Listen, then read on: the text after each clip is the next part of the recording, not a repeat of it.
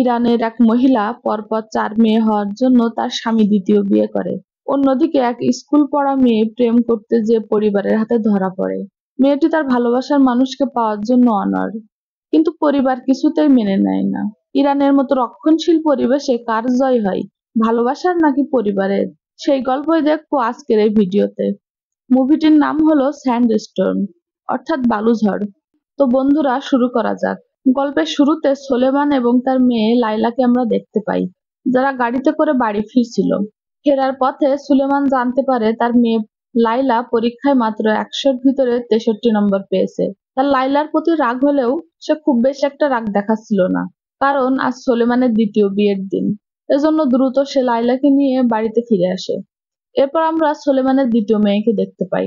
তার নাম তাসনিম, যে কিনা অপেক্ষা করছিল তার বাবা কখন বাড়িতে আসবে। সে আজ খুব খুশি, কারণ তার বাবার বিয়ে।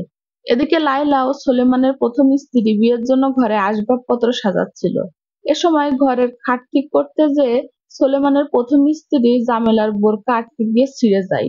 আর এদিকে বাইরে আত্মীয় স্বজন চলে আসায় লায়লা তার জামার উপরের কোটিটি তার মাকে দিয়ে দেয়, এবং জামেলা সেই জামাটি পরে বাহিরে যায় এবং তার স্বামীর দ্বিতীয় স্ত্রীকে এই বাড়িতে স্বাগত জানায়। পৃথিবীতে মেয়েদের কাছে সবচেয়ে কষ্টের কাজ হলো স্বামীকে ভাগ দেওয়া।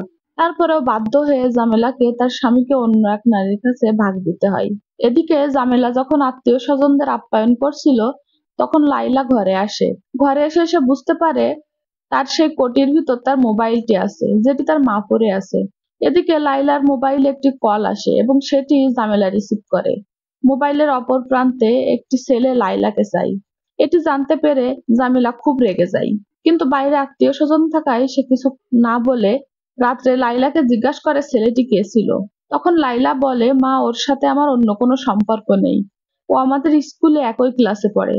তখন জামেলা লাইলাকে এক চড় মারে এবং ওই ছেলেকে শাসিয়ে বলে সে যেন আর কখনো ফোন না করে।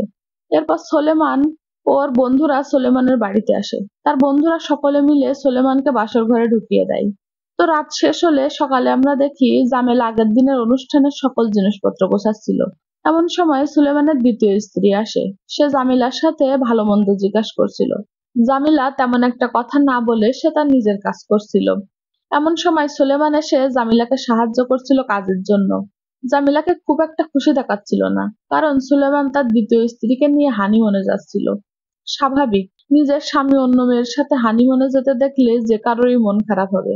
এদিকে লাইলা ঘর ধোয়া মোছার কাজ করছিল। তখন তার মা এসে বারবার লাইলাকে জিজ্ঞাসা করছিল, তুই কেন ওই ছেলের সাথে কথা বলিস, কেন ওই ছেলে তোকে ফোন দেয়, তোদের ভিতরে সম্পর্ক কি? তখন লাইলা বারবার বলতে থাকে, আমাদের ভিতরে কোনো সম্পর্ক নেই, আর আমি কখনো কথাও বলবো না, আমি এখন স্কুলে যাব। কিন্তু লাইলার মা তাকে স্কুলে যেতে দিতে চায় না এবং লাইলাকে নিয়ে মাঠে যায় জেনারেটর মেশিন চালু করার জন্য। অনেক চেষ্টা করেও তারা মেশিনটা চালু করতে পারে না। এজন্য তারা বাড়িতে ফিরে আসে। বাড়ি এসে ওয়াশিং মেশিনও চালু হয় না। তখন লাইলার মা সকল ময়লা জামা কাপড়গুলো বের করে লাইলাকে বলে, তুই আজকে স্কুলে না গিয়ে এগুলো পরিষ্কার করতে থাক। তখন লাইলা বলে, পাগল নাকি, এত জামা কাপড় হাত দিয়ে পরিষ্কার করা আমার পক্ষে সম্ভব না, আমার স্কুলে দেরি হয়ে যাচ্ছে, আমি তাড়াতাড়ি স্কুলে যাব। তখন লাইলার মা খোঁচা মেরে বলে, স্কুলে দেরি হচ্ছে নাকি ওই ছেলের সাথে দেখা করতে দেরি হয়ে যাচ্ছে? তখন লাইলা রেগে গিয়ে বলে, হ্যাঁ, আমি 100 বার দেখা করব। বলে লাইলা স্কুল ব্যাগ নিয়ে চলে যায় বাস স্ট্যান্ডে। বাস স্ট্যান্ড থেকে সে বাসে চড়ে সোজা স্কুলে চলে যায়। স্কুলে গিয়ে সে তার বয়ফ্রেন্ড আনোয়ারের সাথে দেখা করে। আনোয়ারকে খুব চিন্তিত দেখাচ্ছিল লাইলার মা সবকিছু জেনে যাওয়ার জন্য। তখন আনোয়ার বলে, আমি তোমাকে হারাতে চাই না, চলো আমরা পালিয়ে যাই। তখন লাইলা বলে, আমি তো ভেবেছিলাম তুমি আমার বাবা মায়ের কাছে যেয়ে আমাদের বিয়ের কথা তুলবে, তুমি এত ভীতু আমি আগে চিন্তাও করিনি। তখন আনোয়ার বলে, আমি তোমার বাবার সামনে কখনোই দাঁড়াতে পারবো না। তো এই বিষয় নিয়ে তখন তারা তর্ক করছিল। এমন সময় টিচার চলে আসে, এজন্য তাদের ঝগড়া থেমে যায়। তো এদিন লাইলার ফিরতে ফিরতে রাত হয়ে যায়। লাইলা ফিরে দেখে তার মা তখনও সেই জামা কাপড়গুলোই কাচছিল। জামিলা তো আগে থেকেই লাইলার প্রতি রাগান্বিত ছিল। লাইলাকে দেখে সে জামা কাপড়গুলো পরিষ্কার করতে বলে সে সেখান থেকে চলে যায়। তো পরদিন সকালে জামিলা রুটি বানাচ্ছিল তাদের খাবারের জন্য, আর লাইলা জামা কাপড় শুকাতে দিচ্ছিল। এমন সময় হঠাৎ করে আনোয়ার এসে হাজির হয়। আনোয়ার এমন হঠাৎ করে আসায় লাইলা অবাক হয়ে জিজ্ঞেস করে, কি জন্য এসেছো? আনোয়ার বলে, আমি তোমার বাবার সাথে কথা বলতে এসেছি। তখন লাইলা আনোয়ারকে বলে, আস্তে কথা বলো, মা শুনে ফেলবে। এদিকে লাইলার মা আনোয়ারের কথা শুনতে পেয়ে সে এখানে চলে আসে আর লাইলাকে বলে ঘরে চল। তখন আনোয়ারও বলে তুমি ঘরে যাও, আমি আন্টির সাথে আলাদাভাবে কথা বলবো।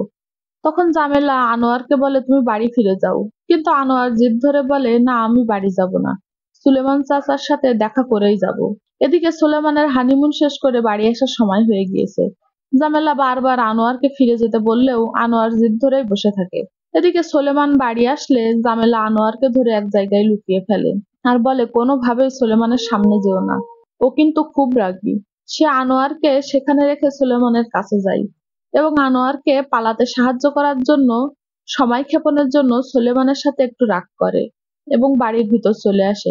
কিন্তু তখনই লাইলা তার বাপের সাথে দেখা করে আনোয়ার আর তার ব্যাপারে সবকিছু তার বাবাকে বলে দেয়।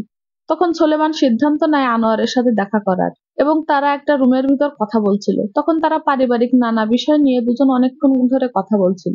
এ সময় লাইলা ঘরের বাইরে থেকে শোনার চেষ্টা করছিল কি কথা হচ্ছে। সময় লাইলার মা লাইলাকে অন্য ঘরে নিয়ে যায়। তো আনোয়ার আর সুলেমানের কথা শেষ হলে আনোয়ার চলে যায়। লাইলা তার বাবার কাছে যায় কি সিদ্ধান্ত নিছে সেটা জানার জন্য, কিন্তু সুলেমান অনেক রেগেছিল, সে কোনো কথার জবাব না দিয়েই চলে যায়। তখন লাইলা যখন বাড়ি ফিরছিল তখন লাইলার মা তাকে জিজ্ঞাসা করে তোমার বাবা কি বলেছে। লাইলা তার মায়ের কথায় কোনো উত্তর না দিয়ে উঠানে শুকাতে দেয়া জামা কাপড়গুলো রেগে মাটিতে ফেলে দিচ্ছিল।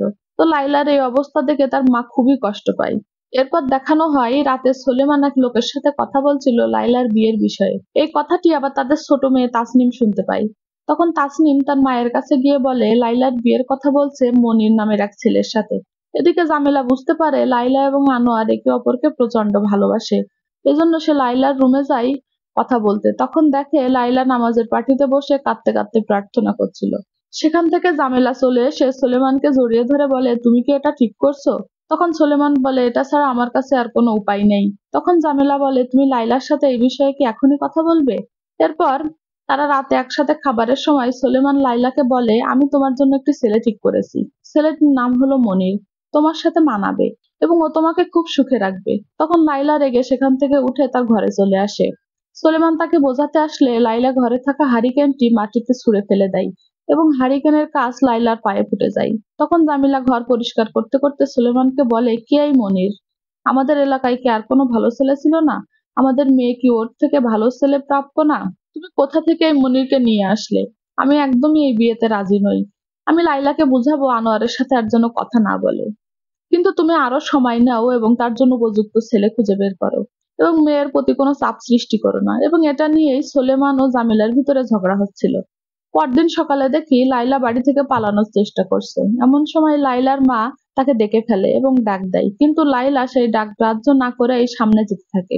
কিছু দূর যেতেই দেখে তার নানা তাদের বাড়িতে আসছে। মূলত কাল রাতে ঝগড়ার সময় সুলেমান জামিলাকে বাড়ি থেকে বের করে দেয়, এজন্য জামিলাকে নিতে তার বাবা এসেছে। এদিকে জামিলা তার বাবার বাড়িতে চলে গেলে জামিলা ও সুলেমানের 4 মেয়ে বাড়িতে অসহায় হয়ে যায়। জামিলাও চাচ্ছিল তার মেয়েদের কাছে ফিরে আসতে, আর জামিলা না থাকায় লাইলা তার ছোট 3 বোনের অভিভাবকের দায়িত্ব পালন করতে থাকে। এদিকে বাসায় খাবার না থাকায় সে তার বাবার দ্বিতীয় স্ত্রীর কাছে যায় খাবার আনতে। তখন তার বাবার দ্বিতীয় স্ত্রী তাকে খাবার দিতে থাকে এবং বলে তোমার যখন যেটা প্রয়োজন এসে নিয়ে যেও।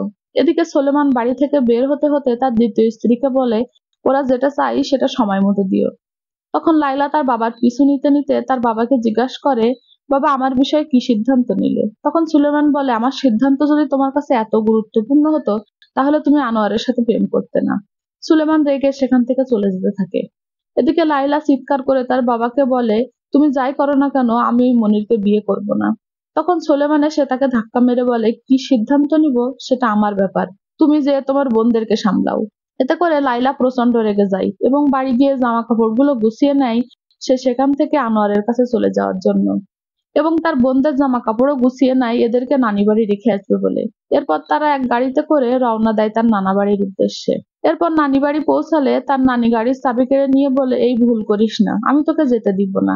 তখন জামেলা ঘর থেকে বের হয়ে এসে তার মায়ের কাছ থেকে চাবি কেড়ে নিয়ে লাইলাকে দেয় আর বলে তুই বড় হয়েছিস, তোর জীবনের সিদ্ধান্ত তুই নে, আমি বাধা দেব না। এরপর লাইলা সেই গাড়িটি নিয়ে বেরিয়ে যায় এবং আনোয়ারকে ফোন দেয়।